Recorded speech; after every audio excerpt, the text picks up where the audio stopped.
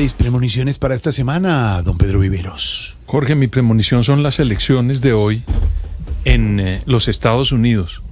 Son unas elecciones locales, pero hay, digamos, una gran expectativa sobre los resultados en ciertos sitios porque puede marcar una tendencia del regreso de lo que llaman en Estados Unidos la ola azul, que sería el regreso del Partido Demócrata en ciertos sitios importantes. Y hay una premonición sobre el señor Mabdani, que es un candidato que él mismo se dice socialista, Jorge, Sí. que está aspirando a la alcaldía de Nueva York. Usted sabe que en Nueva York vive o tiene su influencia muy grande el presidente Donald Trump por sus negocios, sus amigos, en fin. Y hay mucha expectativa sobre este resultado de esta elección. En las encuestas, él marca de primero. Y el segundo es Cuomo, que es el candidato del establecimiento de Donald Trump, digamos. Mi premonición es que si hay resultados favorables a los demócratas, puede comenzar a marcarse una tendencia hacia adelante, sobre todo para las elecciones de midterm del año entrante, que siempre ocurren en los Estados Unidos. Y puede ser, digamos, un indicativo del desgaste de Donald Trump en ciertos sitios y también, pues, digamos, una especie de impulso político para los sectores opositores al presidente Donald Trump. El resultado de hoy, de esas elecciones locales, puede terminar, y esa es mi premonición. Las elecciones de año entrante es lo que llamamos aquí en Colombia la mitaca. Midterm, sí, la de mitad de término. Pero porque ahí se juegan muchas sillas del Congreso, de tanto Cámara como Senado. En esta oportunidad son unas locales, pero siempre termina la interpretación de ese resultado marcando un poco en qué están ciertos sitios de los Estados Unidos en materia política. Es una decisión de esta noche, Jorge Alfredo, en los Estados Unidos, muy importante.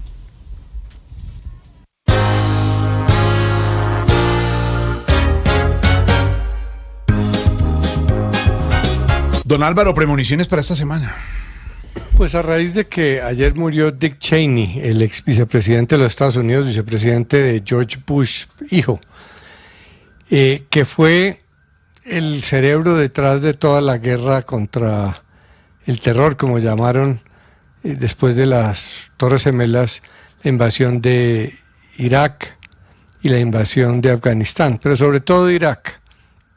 Digo que es relevante porque la historia ha concluido que él era el motor detrás de mucho de eso, que presionó al presidente Bush, que era un presidente inexperto, no necesariamente muy halcón en materia de asuntos internacionales, mientras que Cheney sí lo era mucho.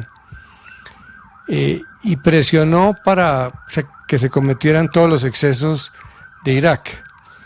Y la premonición va que toda esta celebración de la muerte o con ocasión de la muerte de Cheney es importante para lo que piensa el presidente Trump, que está siendo muy presionado por el secretario de Estado y otros funcionarios de la Casa Blanca para que tome medidas más fuertes en Venezuela. Se sabe, él lo ha dicho abiertamente, lo dice hoy el New York Times, que Trump se ha opuesto a acciones militares que él considera riesgosas, que no sabe qué resultado puedan tener. Ha accedido por ahora a atacar pues el tema del narcotráfico, pero no ha tomado la decisión de dar pasos adelante. Dice el New York Times que está muy presionado para hacerlo, pero ahí tiene con la muerte de Cheney un buen ejemplo. Cheney además era un gran enemigo de Trump, declaradísimo, él y su hija, para que piense cómo cuando un presidente se deja llevar por recomendaciones de personas que saben más del tema, pero que son muy halcones, pueden generarle pues un descalabro grande. Lo de Irak fue el gran descalabro del gobierno de Bush, y seguramente la muerte de Cheney pone a pensar mucho a Trump.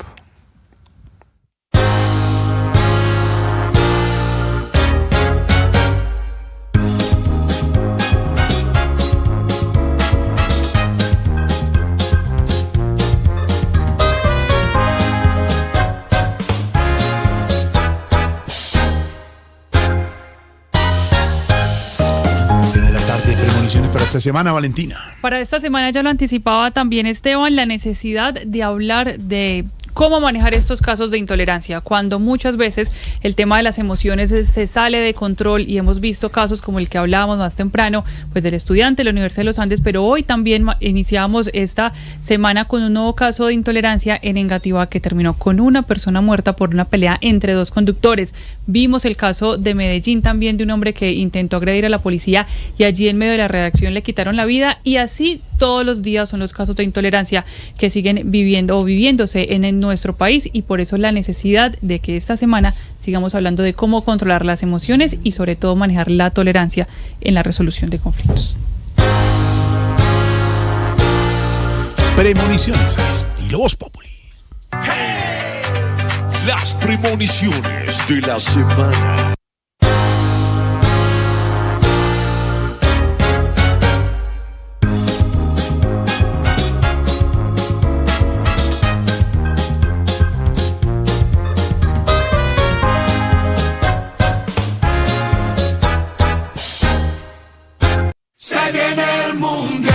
La fiesta va a empezar, con Blue todos disfrutan, nadie se nos queda atrás. Se viene el mundial, la fiesta va a empezar, se juega en los estadios, se vive en Blue Radio.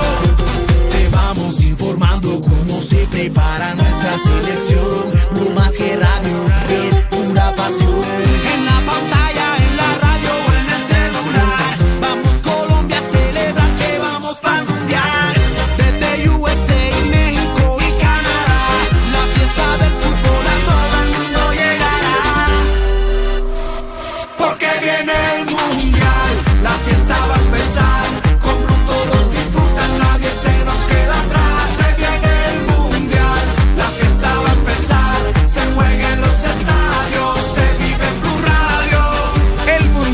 se ve en Blue.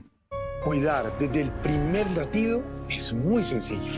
Ingresa a desdelprimerlatido.org, elige el monto que vas a donar, completa tu información, selecciona el método de pago y haces clic en el botón donar. Te llevará a la pasarela de pago de tu entidad bancaria, haces todos los pasos y ya está. Recuerda que al donar estás ayudándonos a lograr que más bebés puedan recibir los cuidados intensivos neonatales que necesitan en la Fundación Cardioinfantil. Cuidemos desde el primer latido es una campaña de responsabilidad social de la Fundación Cardioinfantil y Blue.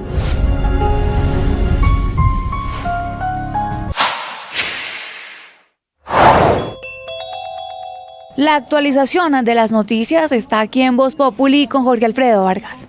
Nuevamente secuestrados los dos soldados del ejército, Ángel González Garcés y Edgar Mina Carabalí, Valentina. Jorge Alfredo, oyentes, pues no llevan ni 2 horas de haber sido liberados, ya los estaba acompañando un sacerdote de la región que estaba liderando esa comisión humanitaria y estaban esperando el vehículo que los iba a evacuar de la zona cuando nuevamente estos 2 soldados fueron secuestrados por la comunidad en límites entre el departamento del Meta y en Caquetá.